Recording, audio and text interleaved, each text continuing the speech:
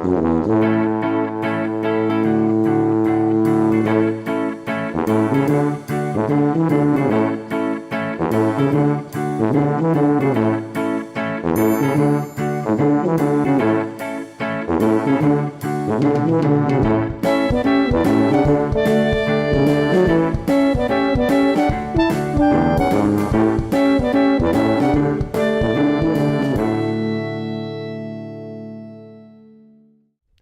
right, what's going on, everyone? It's Matt here for the good old Hicksey podcast.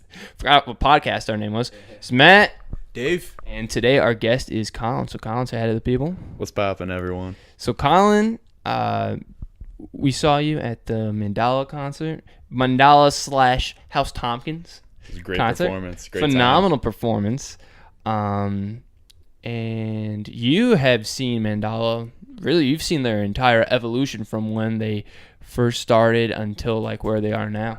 Yes, I have. It was actually a good experience knowing Chris for the majority of this. Just like listening into his experience and whatnot, like just watching him form a band with all of his bandmates from the ground up, and I don't know, it's mildly motivational at the same time because like, just seeing the dedication and soul behind music formed into one band and seeing where it is now, it's great.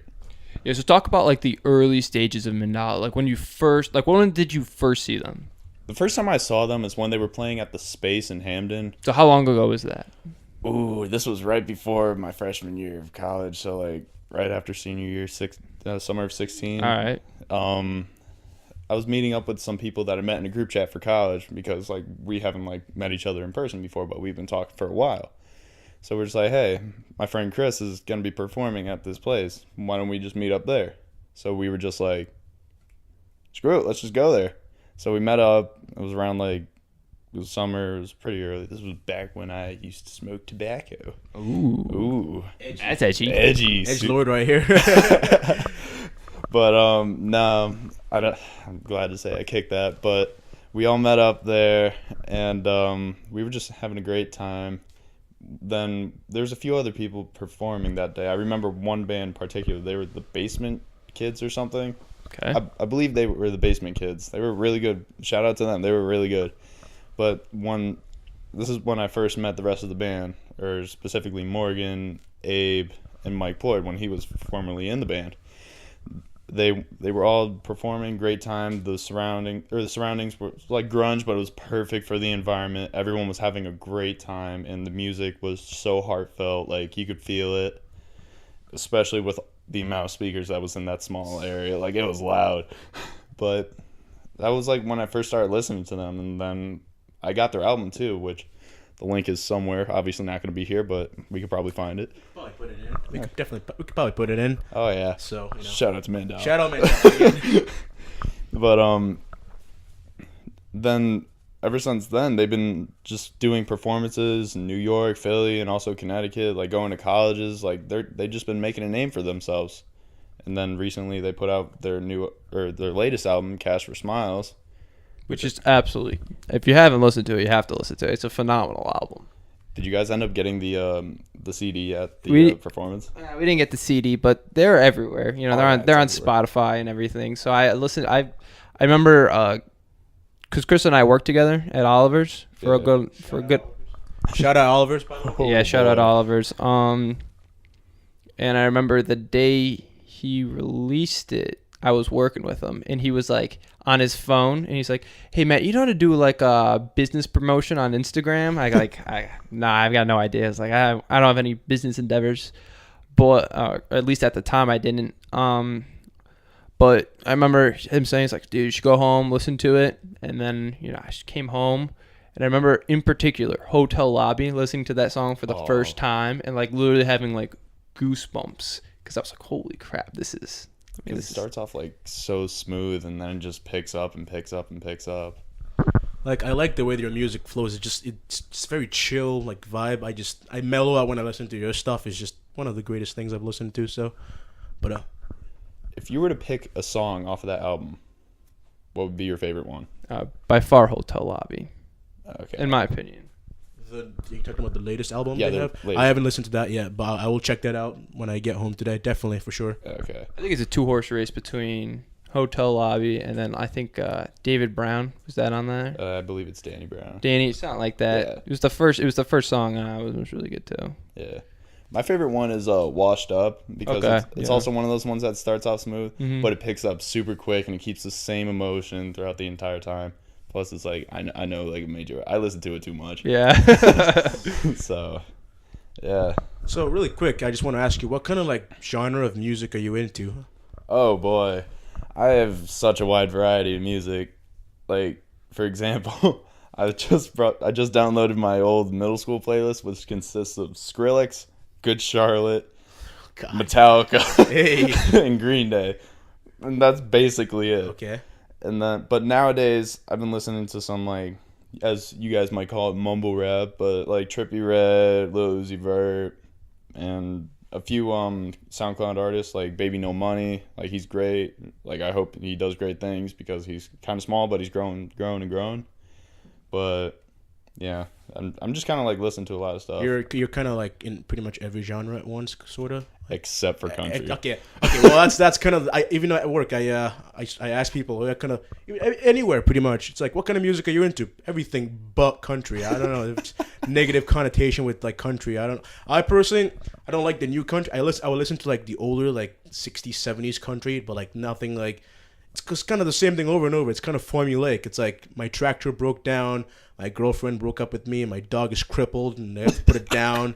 I ran over it, and like, Jesus, like, at the time you're done, you get very suicidal and like depressed. I'm like, all right, let's go. But like, I don't blame you though. I love it when they talk about their lifted Duramax. You know, I remember this one video. I think it's by Bo Burnham. It was during one of his. I think it was his second comedy special on Netflix, and he had this song called "Pandering," and it was just you gotta watch the video. It's so freaking funny. But he basically just broke it down. It's like cold beer, jean shorts, something. I was like, oh my god. And I remember I showed it to one of my friends who like liked country, and he goes, you know what? He should be a country singer. I was like, that's the fucking joke, you idiot. Oh man, I gotta watch that when I get back. Yeah, it's called Pandering. It's funny. Killed it. But like back to the Mandala. I mean, I don't know any of the other guys besides Chris. Well, I don't really know him well. But like as Matt said, he was a very hardworking guy. I mean, he was working at Elivers and then having the gig and then school. Like that's dedication. I'd collapse if I had to do something like that. I don't know what to do. You know, juggling like the work life and school life and music life. Like that takes talent. I'm pretty sure everyone else in the band does the same thing too, but like I don't know him really personally. I know Chris a little bit, and from what Matt has told me, he's a very hardworking guy. So like, you know, shout out Chris. Yeah, Chris, I gotta give it to him. Like he's so talented in the arts. Like not only is he amazing with music, but cinematically, like he is amazing with a camera. Like you guys remember with Digital Club? Digital Media, yeah. Yeah, both of his films were doing absolute. I believe The Terminal was the first one. That one was an award-winning one for. Correct me if I'm wrong, but it was New England Awards, or was it just Connecticut like awards? I'm not 100% sure, but I just remember when he was with Riello doing all that digital media stuff. They were like, they were flying high. Yeah. Since then, I mean, it's been a little hit or miss. But when Chris was around, he's just a very artistic kid. You know what I mean? He hits all the hits. You know, the movies. He's a great director, great musician. Just a really talented guy. And he's a great lover. Oh, I can imagine. Can only imagine. Scott, what do you do? Do you have are you going to school? Do you have a job? Anything? Yeah. Well, for work, I'm working at Peapod as a shopper, which we prepare all the orders for delivery before they get sent out. Interesting. It sucks, but like I've been a part of it for so long that the benefits just help, and it's just. You get benefits? Yeah, I get paid vacation. You get okay. Ooh. But paid vacation, God. Yeah, living that baller life on minimum wage. And then I do work occasionally for Corazon Screening and Printing, which does all the like label making on metals and aircraft parts and stuff. Shout out to them. They Today's sponsor. Yeah, so many sponsored. The ad revenue's off the chain, man. But I work with him whenever I get the chance. And it's a great company, great people, great shop dog too. I love the dog there.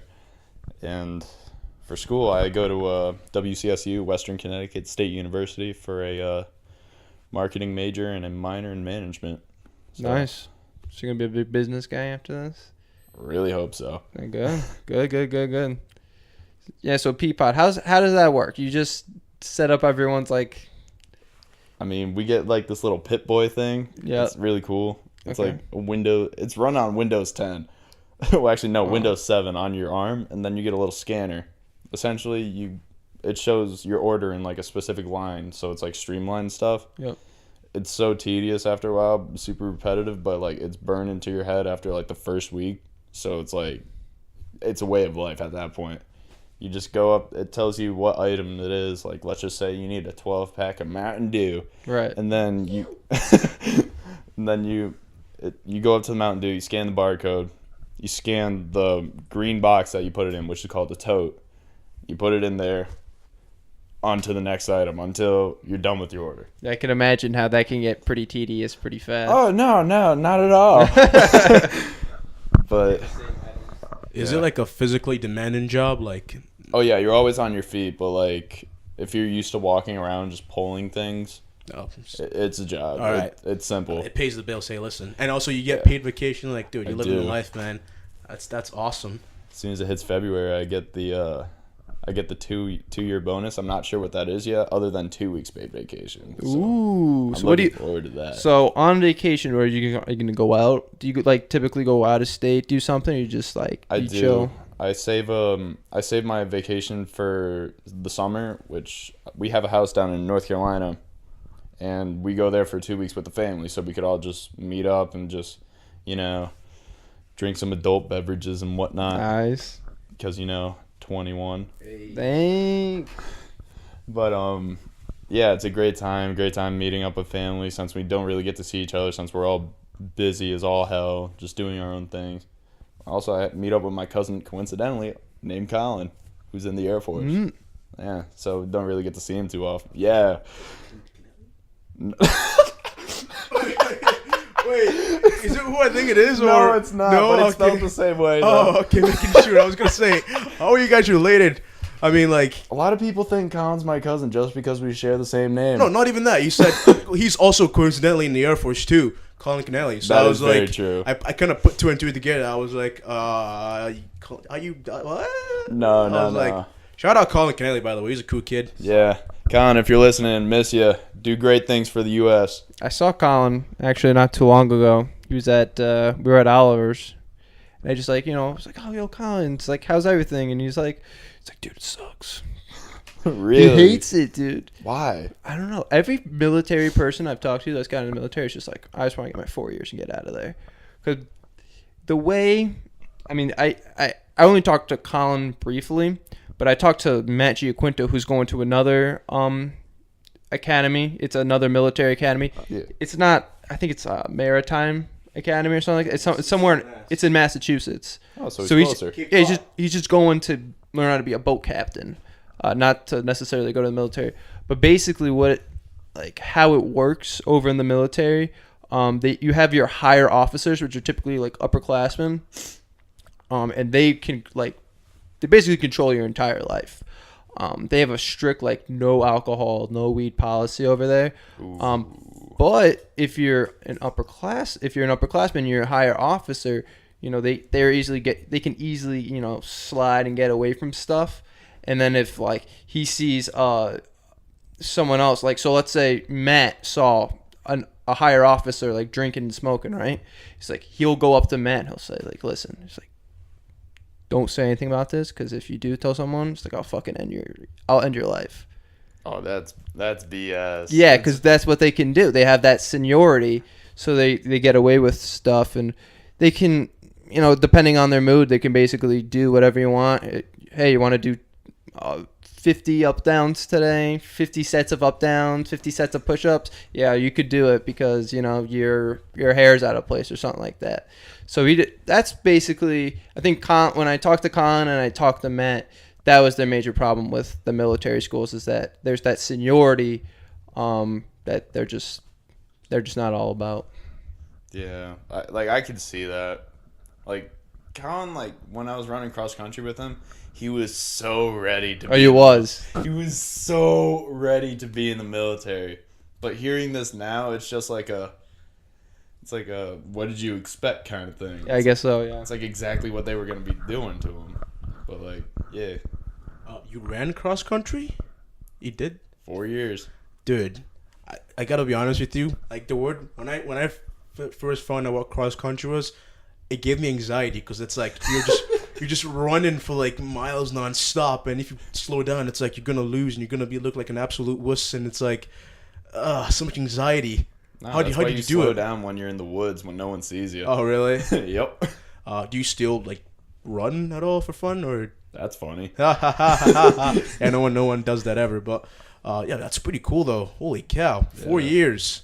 Did you letter get anything or? I lettered all 4 years. I got the bar for 3 years, and then I got a keychain with my name on it from Coach Lowndes. Oh, yeah. Shout Coach Lowndes. What a Coach guy. Lowndes. I miss him so much. What a guy. No, my experience with Coach Lowndes. I mean, when you're kind of starting out, he's a little bit rough with you. He gets a little intimidating, but deep down, he's a teddy bear. Yeah. Deep down, like the depths of hell, he is a teddy bear. He wouldn't show it in person, but believe it or not, he does. Yeah, really. Yeah. I have never. Well, once in a while he was like, "Dude, how you doing, man?" Show some form of concern to me when I was doing track and whatnot. But other than that, he's kind of just a strict guy. Just run and run more and more running, But dealing with him for as long as I have, he was, believe it or not, he was my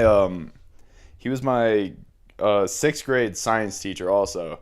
Really? And I have a funny story to tell you guys about. All right, let's hear it.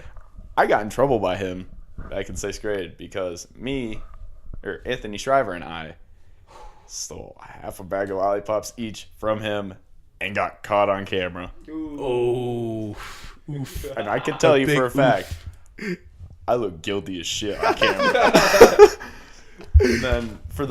and then fast forward to senior year at the party at the end of the year, the banquet. Yeah, the banquet. Yeah, that's what it is. I got a bag of Dum Dums, which is what I stole from him. I wrapped it up in tissue paper, and then I was the last person to walk up for awards.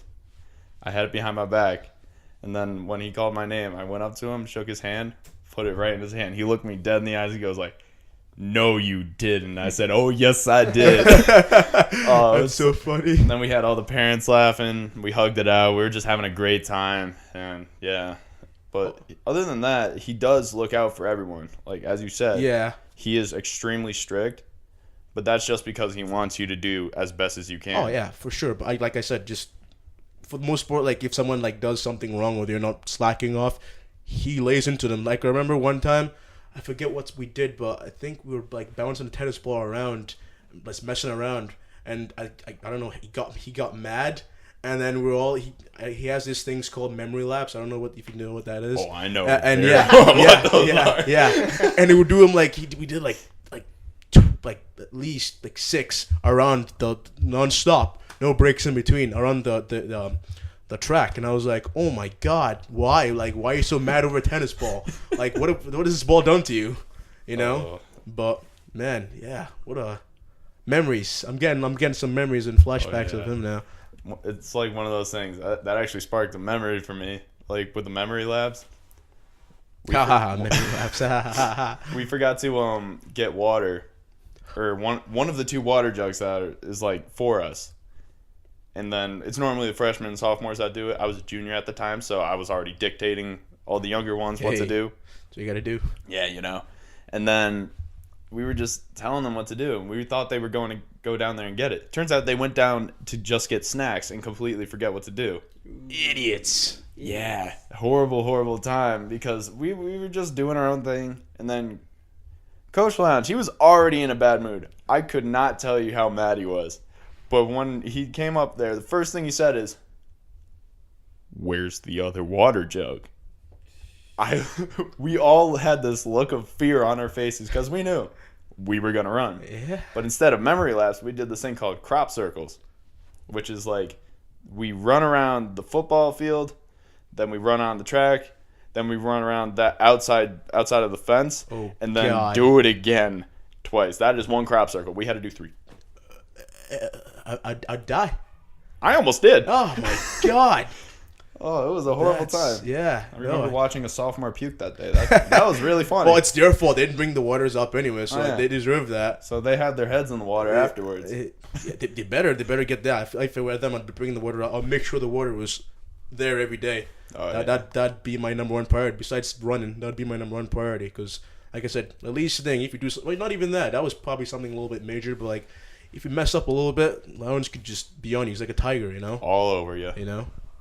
Like, being a freshman, too, I would do nothing but, like, except, like, I remember when I was a freshman, if they told me to do something, I'd run. That'd be the first thing I'd do. But I found when I became an upperclassman and we had to, like, I was on the baseball team, so we had to get, like, the med kit, we had to get water, stuff like that. The amount of times the freshmen just, like, didn't even listen.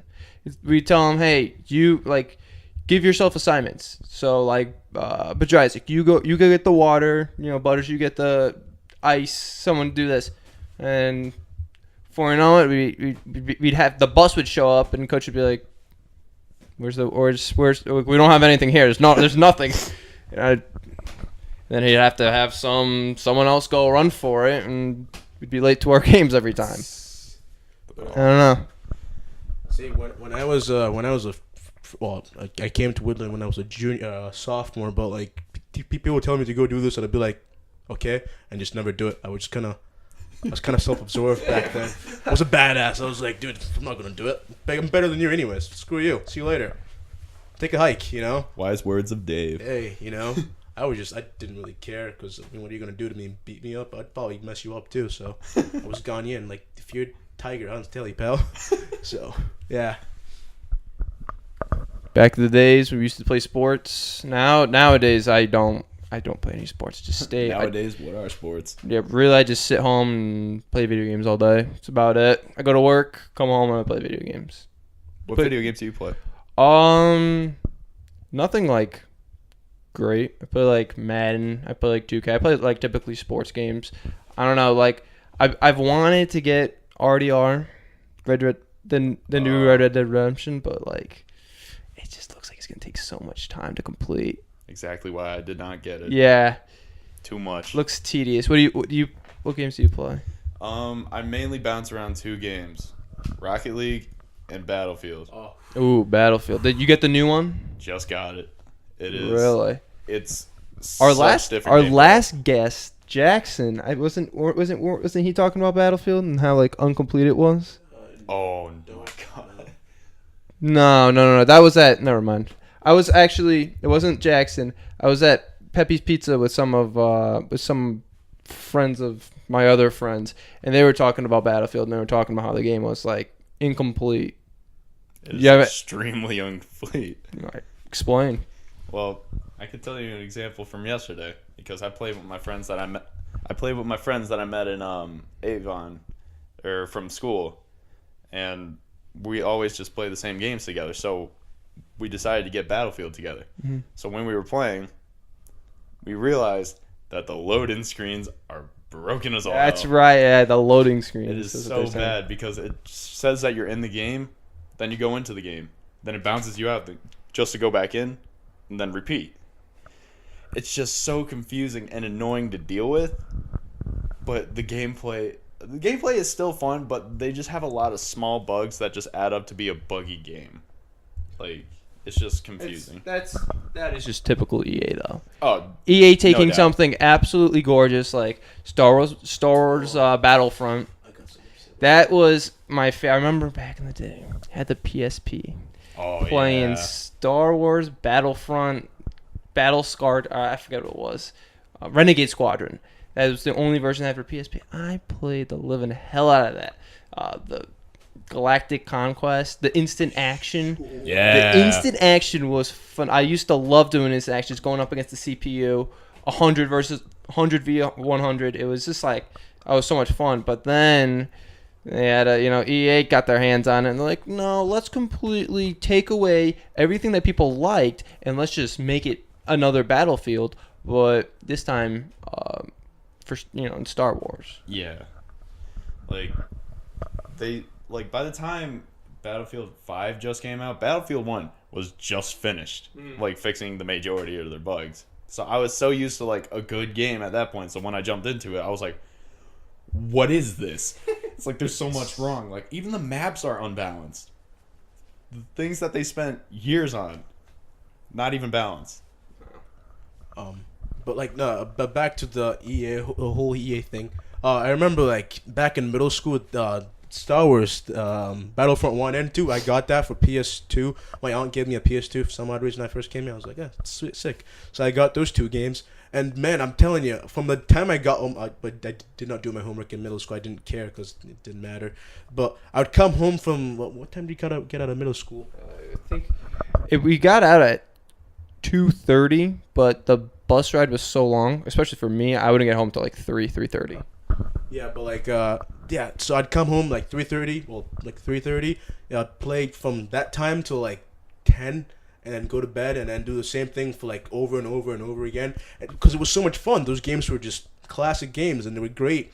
And EA, they had one job. Literally, all they had to do was just make the graphics better and keep the format the way it is, and maybe be able to fly the plane or the whatever to space, and then have the battles. That'd be pretty good. Dope if you could fly from the Earth to space. Yeah. That'd be pretty cool. But all they had to do was just that, and they were like, no, I'm just gonna ruin the whole thing, and I'm gonna put microtransactions and ruin the completely good. I'm telling you, they're money grabbing. All they care about is money. They don't care about the quality of the games anymore. They just quality is, they throw it away, and then it's let's just make it a money grabbing scheme right there. I don't understand why. I don't understand that at all. Yeah.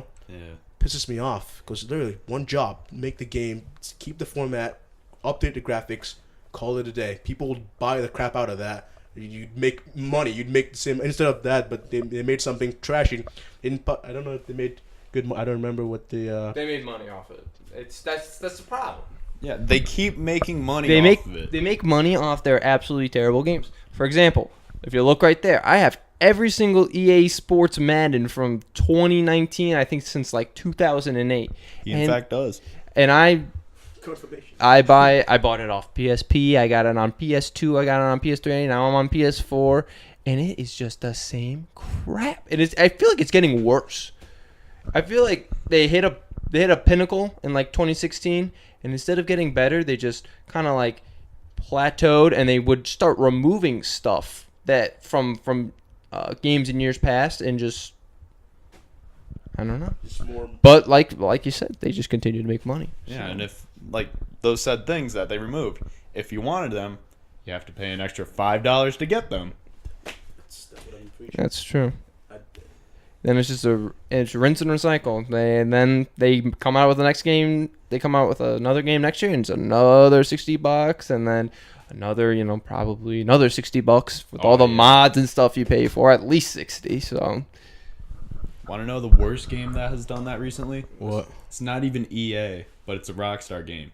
GTA 5. Oh, literally unplayable at this point with the amount of pay-to-win vehicles and stuff. Facts. And just they constantly bombard you with everything. All the advertisements. It's oh, look at this new nightclub. Buy a bunker as soon as you enter multiplayer. And I'm sick of it. Honestly, I can't even play the game. I used to love GTA 5. I played the crap out of that game. Now you go on there. I went on there a month ago, and I was like, I can't do anything anymore. If I don't have this thing, what's the point of playing the game? Because they took it out, and they wanted to pay money for everything. They wanted to pay money to breathe in the game. Oh my god, I don't understand that, honestly. It's so annoying. They take something good and just ruin it completely. That just bothers me a lot, GTA 5, that was a big game for Rockstar because it was a bounce back from extremely the last 2-3 GTAs were very, very weak. So for them, GTA 5, that was a revolutionary game. And they've just kind of just run with it. Mods on top of mods on top of mods. And that's what's been keeping people interested until they eventually decide to come out with another one. Yeah, I was gonna say, you think they're doing that just so like they hold the people's like, not appetite, that's probably the wrong word to say, but like they hold people's anticipation for like the next game. You know, you think that's why they're making all these like transactions and whatnot? You think that's the case, or? I mean, I think so, because like, if you notice how long they dragged out these additions for GTA and how there wasn't anything else from Rockstar until Red Dead. Mm-hmm. I mean, I know that there's confirmation on GTA 6 being like released and everything, but there's just nothing on it because they just keep tossing and tossing stuff at us from like GTA 5. And I can only imagine that Red Dead Redemption is going to be the same way, and I'd hate to see it because not only is it a massive game, no one needs any more downloaded stuff from that game. Well, there's RDR 2. Is there online? Is that up right now? Yeah, it's on. They have their own set of problems. Or I was gonna imagine, because I remember when GTA 5, the online first came out. Remember they released the game and you played the story mode for a good amount of time, which was fine. Yeah. I think they waited 2-3 months to release online to have it ready. So we expected online to be 100% set. And I remember the first day it was out, I was just like, gotta get on that. I'm gonna be the first one to play online.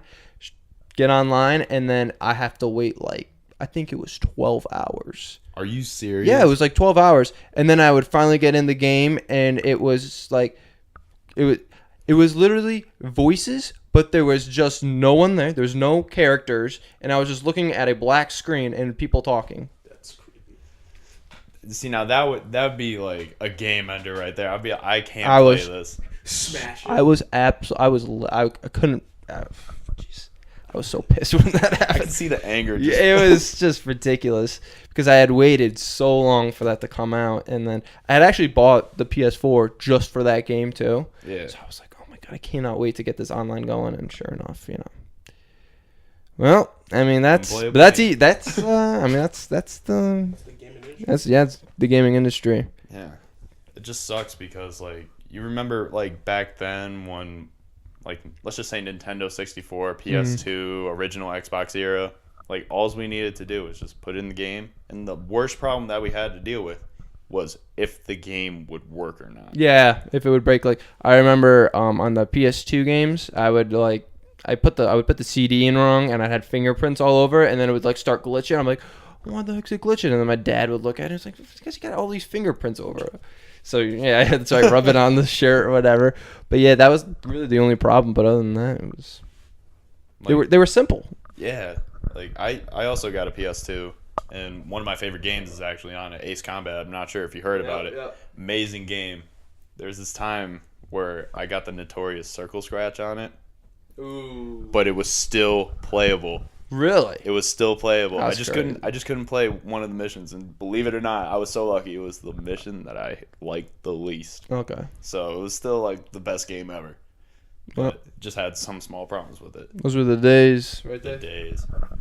I was gonna say, do you think games are like progressively getting worse as to like the years, like the quality of like not like the bigger companies like EA, Rockstar, all of those games, not like the independent ones, like the bigger companies. You think they're getting worse with your games as like the years goes on, or is it just lack of ambition, or you know? Well, in a way, yes, but also in a way, no. Like, obviously, their graphics are impeccable these days. Like, they're doing well, other than Assassin's Creed, they're just bad at it. You're right. But they're just improving quality, just graphics, content. They're recycling a lot of stuff, which anyone can see that. Like repetitive games. Yeah, but that's in any industry. Like that's reasonable though. It's just the lack of effort is just so unreal these days. The lack of communication, I think, between the buyer and the seller as well. Exactly. Like they're finding out all this information late. It's like everyone's telling, I forgot what it was, but it was like, hey, we can't wait to have this. They do the complete opposite and finish the game as is. Horrible. See, now that's not a good like you're marketing. You're going to be doing marketing major, but like that's not a good marketing like plan at all. The people want this. I'm going to give him the complete opposite. Like that does not make sense to me at all. Like that's just the dumbest. Like that's how you lose money. Eventually, maybe they may be making money. I feel like they may be making money in like the short term, but like as the years goes on, people are just going to get tired of just the same thing over and over again and the lack of effort and everything, and they may just go to like the indie games, like just Exactly. So that's my like theory or logic behind this whole thing. Like, look at Call of Duty right now. They're not doing good at all. Well, isn't Fortnite technically? Were they an indie game? They were. Initially, they were. They brought this whole new original content called the Battle Royale, which 100 people, one winner, yeah. Uh-huh.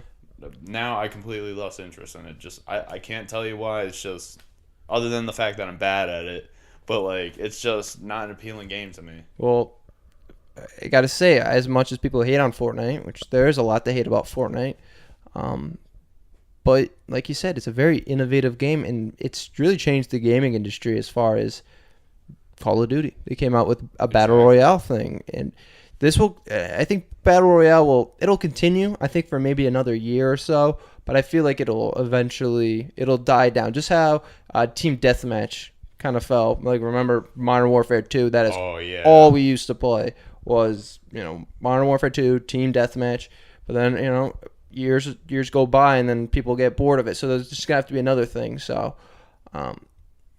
as far as like what you said, Dave, I feel like games are progressing as far as realism. Like Red Dead Redemption it's almost like too realistic. It's tedious how realistic it is. But I feel like there's just going to be another wave. There's going to be another Fortnite coming out that will take the gaming industry by storm. It's gonna be a new Flappy Bird. Flappy Bird. Flappy Bird. Oh. All right, Collin, man, it was great talking to you. Thanks for coming on. Thanks for letting me on the show. All right, another great podcast. Dave, you want to say anything? Any final words? Like I said, just hey, thanks for hitting me up, Collin. Like this was kind of I wasn't expecting this at all. I was going through my Instagram, and all of a sudden this guy was like, dude, how can I get on this podcast? And I'm like, literally just ask me. you can just come on. And I'm like, okay, let's do it. And then set it up. And look, one day later, we're here talking literally about things. Literally the next day. So again, like I'm saying, I'm glad you hit me up, and you're welcome to come on any other time, man. Appreciate your company. I'll be more than happy to, you guys. All right. That's about it. Subscribe. Hit the notification bell so you can watch every single podcast. But other than that, peace. See you later.